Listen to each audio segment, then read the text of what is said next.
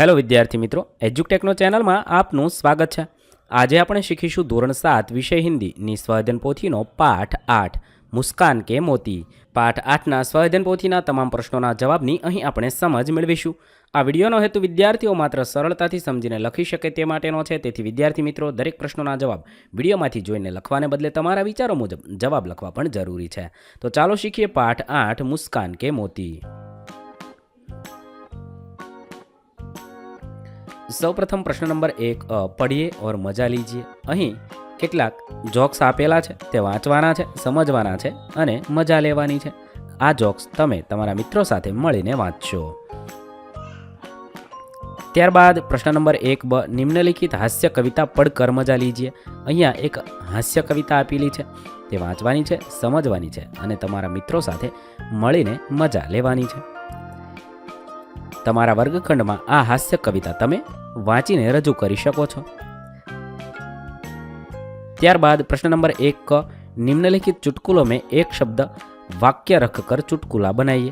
અહીંયા છે કેટલાક જોક્સ આપેલા છે, તે અધૂરા છે, તે આપણે પૂરા કરીને લખવાના છે। પહેલું કહેશે माँ, बेटा घर में कुत्ता कैसे आ गया? तो बेटा कहेशे चल कर आ गया। બીજું છે दुकानदार, आप कब से खड़े खड़े चीज़ों को देख रहे हैं, आपको क्या चाहिए? मौका चाहिए। આ રીતે તમે બનાવીને લખી શકો છો। ત્રીજું છે न्यायाधीश, बैंक का दरवाजा तोड़ने का कारण बताओ। चोर कैसे ताला।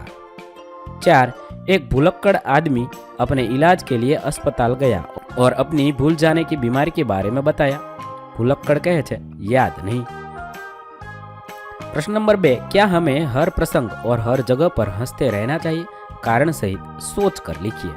विचारीने जवाब लखवानो है, लखी शकाय हंसना तभी उचित है जब कोई हंसने वाली बात हो। हमारा व्यवहार प्रसंग अनुकूल होना चाहिए। हर प्रसंग पर और हर जगह हंसना मूर्खता और पागलपन का सूचक है। प्रश्न नंबर 3 भाषा की एक खूबी है अनेकार्थी शब्द के विभिन्न अर्थ का उपयोग कर चुटकुला बना सकते हैं। उदाहरण અહીંયા આપેલું છે। शिक्षक कहे छे लंका को सोने की लंका क्यों कहते हैं? छात्र कहे छे क्योंकि वहाँ कुंभकर्ण जैसे सोने वाले लोग थे। અહીંયા સોના ધાતુ છે અને બીજો સોના નિંદ્રાવસ્થા છે, જે ક્રિયા છે। આવી રીતે છે તમે બસ વિશે લખો। पिताजी कहे छे बेटा क्या थक गई क्या, थोड़ा ही और चलना है। बेटा कहे छे पिताजी अब और नहीं बस। पिताजी कहे छे बेटा बस यहाँ आती ही नहीं, पैदल ही चलना होगा। बीजो शब्द है उत्तर। दादाजी कहे छे 4 वर्ष के पोते छे, तुम इस प्रश्न का उत्तर बता सकते हो? पोता दादाजी क्या प्रश्न को भी उत्तर दिशा होती है? आ रीते अहींया बंने उत्तरनो मतलब अलग थशे। 3 कर। पति कहे छे देखो सरकार ने आमदनी पर कर यानी कि टैक्स बढ़ा दिया। पत्नी कहे छे सरकार का और काम ही क्या है, वह जहाँ चाहती है भिखारी तरह कर बढ़ा देती है। अहींया करनो मतलब हाथ थशे। 4 छे अंतर। शिक्षक कहे छे परीक्षा में इतने अंतर क्यों आ रहे हैं? छात्र कहे सर ये सब पृथ्वी के अंतर यानी कि अंदर की हलचलों के कारण हो सकता है। अहींया एक अंतरनो मतलब गैप थशे, बीजा अंतरनो मतलब अंदर थाय छे। 5 हार। पिता कहे छे बेटा परीक्षा में फिर से हार गए। बेटा नहीं पिताजी मैंने माँ के लिए सोने का हार खरीदने के लिए बचा लिए है। 6 फल। टीचर कहे छे मेहनत का फल मीठा होता है। बच्चा कहे लेकिन अंकल कड़वे करेले में भी तो फल लगता है। 7 मधु। डॉक्टर कहे छे आपको मधु यानी कि शहद खाना चाहिए, यह स्वास्थ्य के लिए अच्छा है। मरीज कहे छे पर डॉक्टर साहब मुझे तो मधु यानी कि पत्नी की डांट ही ज्यादा मिलती है। 8 वर। माँ कहे छे बेटी तुम्हें कैसा वर चाहिए? बेटी कहे छे माँ परीक्षा में अच्छे वर यानी कि अंकों की जरूरत है, शादी नहीं। 9 कल। दोस्त यार तू कल क्यों नहीं आया? दूसरा दोस्त कहे मैं तो था पर तुमने तो कल यानी कि भविष्यकाल कल आने को कहा था, मैं आज आया हूँ। प्रश्न नंबर 4 आपके मनपसंद चुटकुले यहाँ पर लिखिए। અહીંયા હું ચુટકુલે લખું છું, તમે તમને મનપસંદ બીજા ચુટકુલા પણ લખી શકો છો। શિક્ષક અને છાત્રનો લખી શકાય। शिक्षक कहे छे बच्चों ईमानदारी की सजा मिलती है। छात्र हाँ सर मिलती है। शिक्षक अच्छा कैसे? छात्र कहे परीक्षा में ईमानदारी से लिखने पर कम नंबर मिलते हैं। 2 डॉक्टर और मरीज।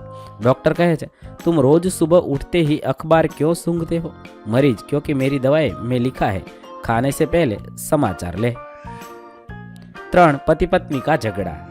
पत्नी कहे छे तू मुझसे प्यार नहीं करते। पति अरे पगली अब क्या बैंक से लोन लेकर सबूत दूं। 4 पप्पू का दिमाग। टीचर इतनी देर से कहाँ थे। पप्पू जी सो रहा था।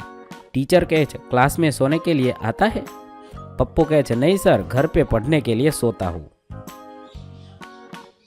5 दादी और पोता। दादी कहे छे बेटा फोन मत घुमा भगवान से डर।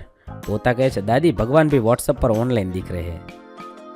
प्रश्न नंबर 5 अखबार या पत्रिका में व्यंग चित्र काट कर यहाँ चिपकाइए। तमे छे आवा व्यंग चित्र अथवा चुटकुले होय ते तमे अहींया ચોંટાડવાના છે। ત્યારબાદ प्रश्न नंबर 6 निम्नलिखित कहानी पढ़कर उनमें से अलग अलग 7 शब्द चुनकर उसे शब्दकोश के क्रम में लिखिए। अहींया आपेली वार्ता वांचवानी छे तेनी अंदरथी कोई पण 7 शब्द पसंद करवाना छे अने तेने शब्दकोशना क्रममां लखवाना छे। અહીં આપણે વાર્તા વાંચી તેની અંદરથી સૌપ્રથમ 7 શબ્દ લખીશું। कुत्ते, महाशय, थकहार, जीत, छोटे, अपने અને खरगोश। ત્યારબાદ આપેલા શબ્દોને હવે આપણે શબ્દકોશના ક્રમમાં લખીએ। अपने, कुत्ते, खरगोश, छोटे, जीत, थकहार અને महाशय આ રીતે તમે શબ્દકોશના ક્રમમાં લખી શકો છો। પ્રશ્ન નંબર 7 सोच कर अपने विचार लिखिए। अहींया जवाब हूँ लखूँ छूँ ए मुजब लखवा जरूरी नहीं, तमे तमने मनगमता जवाब लखी शको छो। जीत के कई कारण होते हैं। जीत के कई कारण होते हैं एक बहुत ही गहरे और विचारशील वाक्य है। यह हमें यह सिखाता है कि सफलता केवल एक ही कारण से नहीं बल्कि कई कारणों और पहलुओं से आती है। कभी कभी जीत कड़ी मेहनत, संघर्ष और समर्पण का परिणाम होती है, जबकि कभी यह अवसर सही दिशा में लिया गया निर्णय या यहाँ तक कि दूसरों से मिली मदद पर निर्भर करती है। कभी जीत का कारण परिस्थितियां होती है जैसे समय और स्थान का सही चुनाव। कभी यह भी होता है कि किसी ने जीत के लिए अपने डर और संकोच को पार किया हो या फिर किसी और ने उनकी मदद की हो। जीत हमेशा हमारे व्यक्तिगत प्रयासों का ही नहीं बल्कि दूसरों की मदद, भाग्य और कुछ भाग्यशाली संयोग का भी परिणाम हो सकती है। इसलिए जब हम किसी की जीत देखते हैं तो हमें यह नहीं सोचना चाहिए कि वह सिर्फ अपने प्रयासों से जीते हैं, बल्कि यह भी सोचना चाहिए कि इसके पीछे और भी कई कारक हो सकते हैं। यही जीवन की सच्चाई है कि कभी कभी सफलता और जीत केवल हमारी कड़ी मेहनत का ही नहीं बल्कि हमारी परिस्थितियों और हमें अपने मिलने वाले अवसरों का भी नतीजा होती है। प्रश्न नंबर 7 आपके टीवी में प्रसारित हुए हास्य कार्यक्रम के बारे में अपने विचार लिखिए।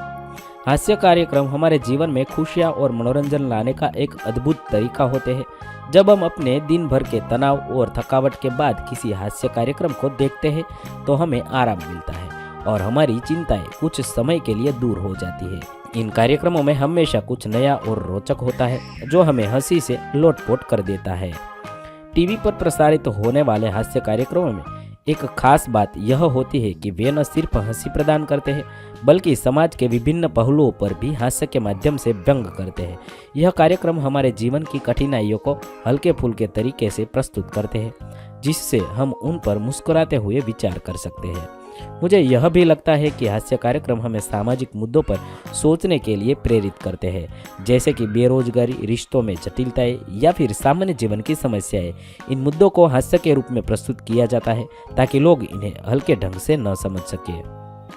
कभी कभी हास्य कार्यक्रम केवल हंसी का साधन होते हैं लेकिन वे हमें सकारात्मक दृष्टिकोण भी सिखाते हैं। वे यह समझाने का प्रयास करते हैं कि जीवन में हर परिस्थिति का हल हंसी और सकारात्मक सोच से मिल सकता है। इसीलिए हास्य कार्यक्रम हमारे जीवन में मनोरंजन के अलावा एक अद्भुत संदेश भी देते हैं। वे जीवन को आसान और हल्का बनाने का एक शानदार तरीका है। અહીં પાઠ 8ના પ્રશ્નોના જવાબ પૂર્ણ થશે। વિદ્યાર્થી મિત્રો, ધોરણ 7ની હિન્દી વિષયની સ્વાધ્યાય પોથીના તમામ પાઠના પ્રશ્નોના જવાબનો વિડીયો આપણી ચેનલ પર ઉપલબ્ધ છે જે તમે ધોરણ 7 હિન્દી સ્વાધ્યાય પોથી નામના પ્લેલિસ્ટમાંથી મેળવી શકો છો। પ્લેલિસ્ટની લિંક વિડીયોની ડિસ્ક્રિપ્શનમાં આપેલી છે। થેન્ક યુ દોસ્તો।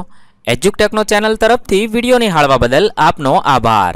આવા બીજા વિડીયોઝ નિહાળવા માટે અમારી YouTube ચેનલ એજ્યુકટેકનો અત્યારે જ સબસ્ક્રાઇબ કરો। આભાર દોસ્તો।